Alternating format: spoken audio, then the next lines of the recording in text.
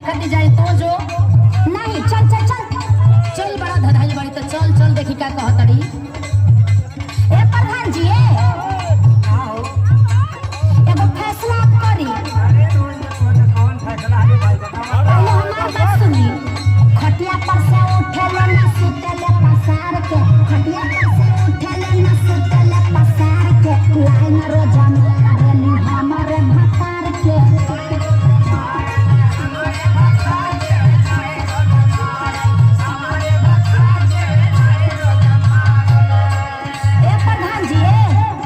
देखी कुल ठीक नहीं खेला जब देखी कुछ कुछ मार देली। अरे काहे न कैसन तो बड़ी की तोर मोर दूसरा पर जाके लो भाई बा। हां कहिया ना देखनी इशारा के हलू का देखबू इशारा जब करत रहलू बा। सुनो बोला तुम नीक मत बोलो। हां तोरा से तो बढ़िया बनी। सुनी प्रधान जी तने हमरो बात सुनी। चोरी चुपे घर रही में रोज माठा महले,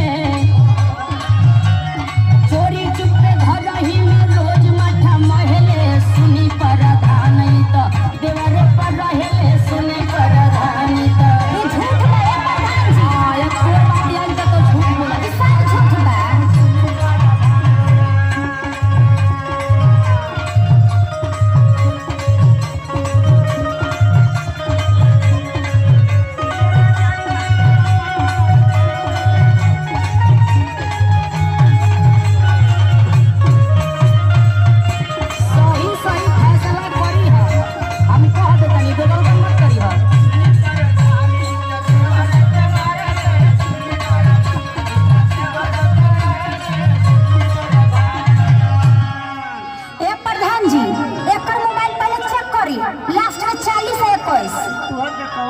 भाई हम कौन ना ना ना ना ना पूछा पहले से तो हमार कुल मोबाइल चेक कर ले। मैं तोरी मरद के मैसेज भरल बा जब देखिला तब एकरे फोन रात के 11 बजे 12 बजे। हां तो दोस्त तोरा मरद के ना बा हमार का दोस्त बा।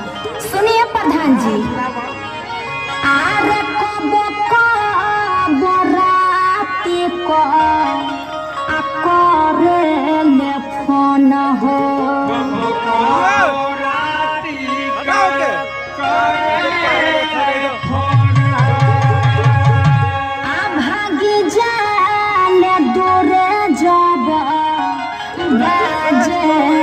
तो न हो झूठ बोल झूठिया। ए प्रधान जी जब एकर फोन आवेला नु हमार मरद के मोबाइल पर झट से मोबाइल छीनल चाहिए तब ले छीन के चल जाले छत पर। ठीके करेलो कहीं कोना में बैठ के कहीं का हो डार्लिंग बढ़िया न करेलो।